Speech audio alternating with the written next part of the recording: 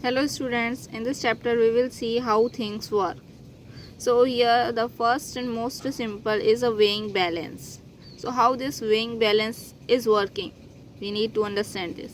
So to understand this, a weighing balance is a kind of lever with the fulcrum at the center. In this, at the center there is a fulcrum and one side is load and another side is effort.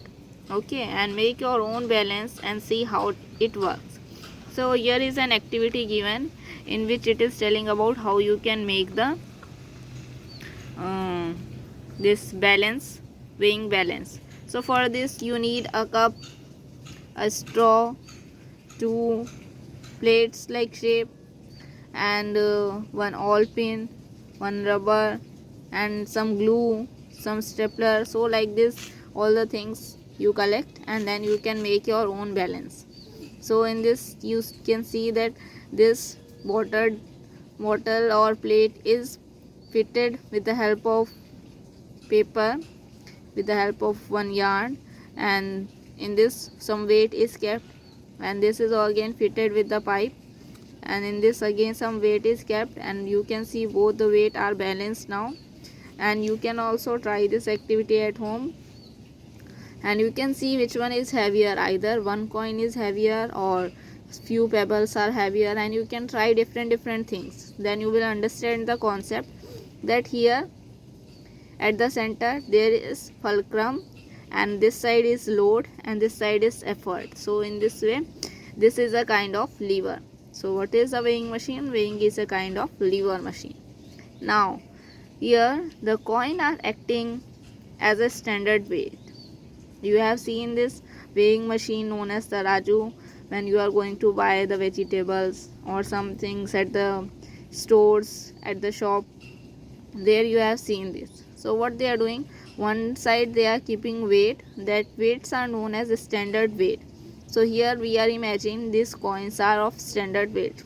So these are of standard weight. Standard weight means used by the shopkeeper. Standard weights have fixed weight like 50 gram, 100 gram, 500 gram and 1 kg.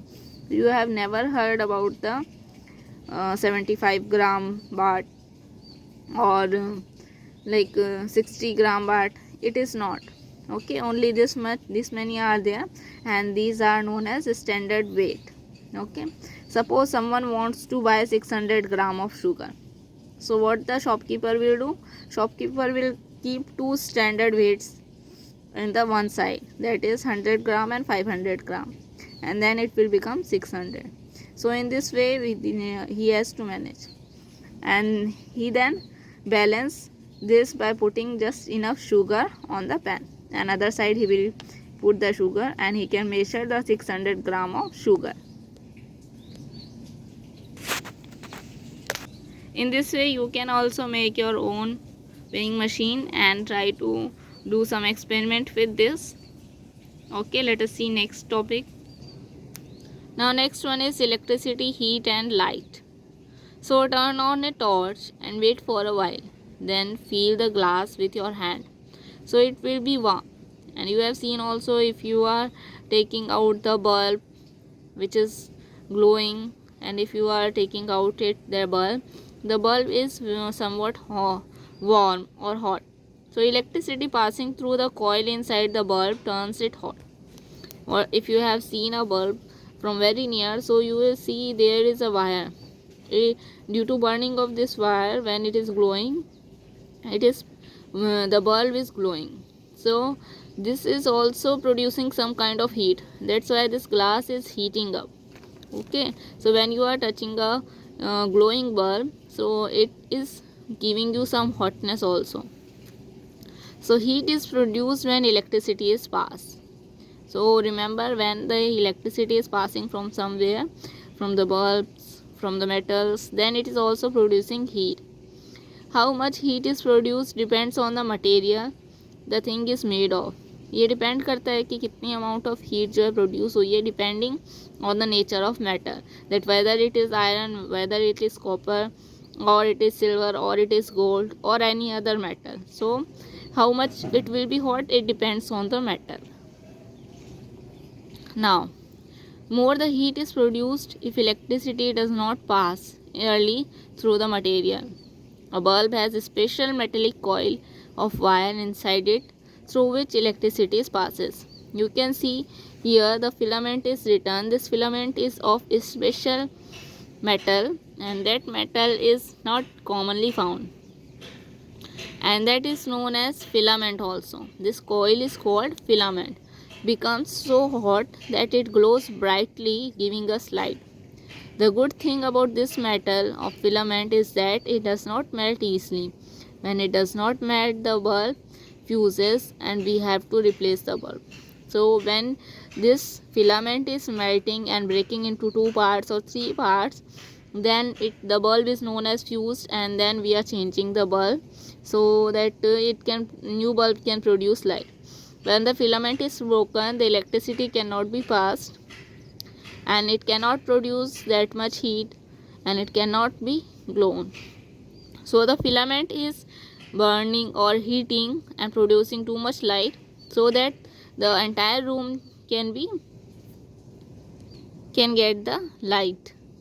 Now the next topic is that we are using many other instruments also so that heat is produced. Okay, different kind of households are produced different kinds of heats, and we are using that kind of instrument for different purpose. For example, heater, we are using heater to hot or to warm the entire room. Toaster, we are using to cook the bread. We are using iron to press the cloth. Geysers to boil the water. And in some heaters you can see that coil of wire that gets hot when electricity passes through it. The coil is called heating element. If you have seen heater, this is a picture of heater, and in this you can see there is a tube, and inside this tube there is heating filament. When this heating filament is getting too much hot, then you are feeling hotness, and that is known as heating filament because this filament inside it producing the heat. If you turns on such a heater, you will see that coil glows red when it is hot. In most heat producing appliances, the heating element is covered and cannot be seen. As you can see in this, it is the filament is covered with a pipe and you cannot see the filament directly. But in the case of bulb, you can see the filament directly because it is not covered. But here it is covered and we cannot see directly the filament. That filament is producing heat, and that's why we are getting some hotness and some warmth. This is the picture of iron. We are using this iron, heating this iron so that it can be used to press the cloth. Now next we will see that how jets fly. So as you can see, there is activity given. So push a piece of straw into the mouth of a small balloon. Wind a rubber band tightly around the mouth. Tape the straw to a light paper triangle. Fill the balloon with air and then let it go near the ground.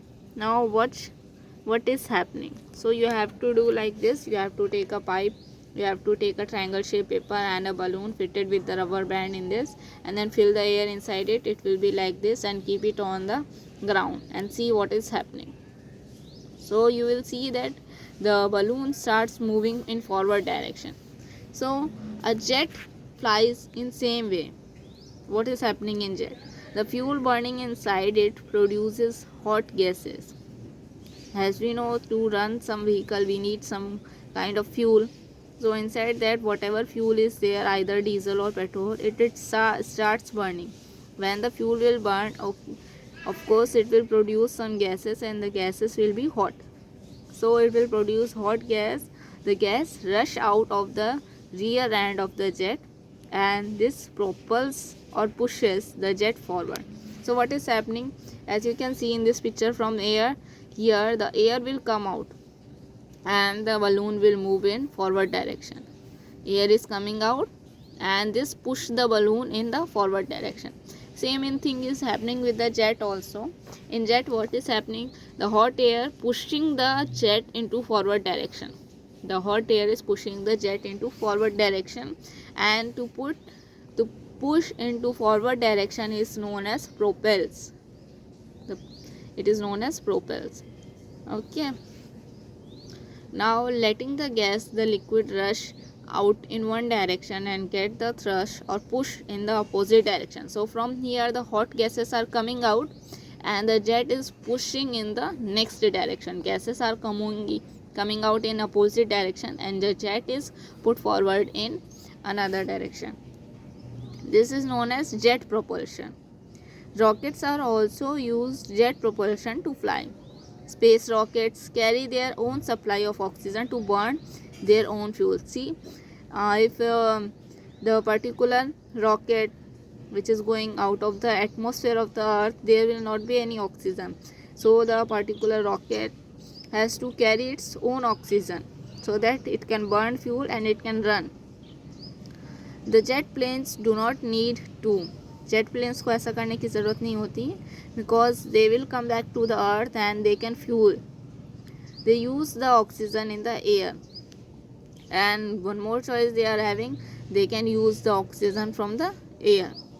Now some aquatic animals also use jet propulsion. This kind of motion is known as jet propulsion, in which air is coming out in this direction and the particular thing is moving in the another direction. So some aquatic animals are also using this jet propulsion.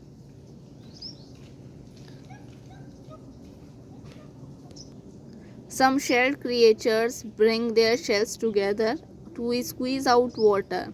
Squids force out water through a pipe-like opening. Jellyfish fill themselves with the water and then push the water out. As you can see here, this is rocket using the oxygen fuel and going in forward direction. Here this is releasing sound from this fans and going in forward direction. And you can see here a jellyfish. What this jellyfish is doing, this is also using jet propulsion. How this is also using jet propulsion? First, this jellyfish is filling inside it the water and then throwing that water backside and then move in forward direction. Okay, so I hope you understood the concept of jet propulsion, and it is so useful to move in forward direction. So in this chapter only this much. I hope you understood. See you in the next video. Thank you for watching the video.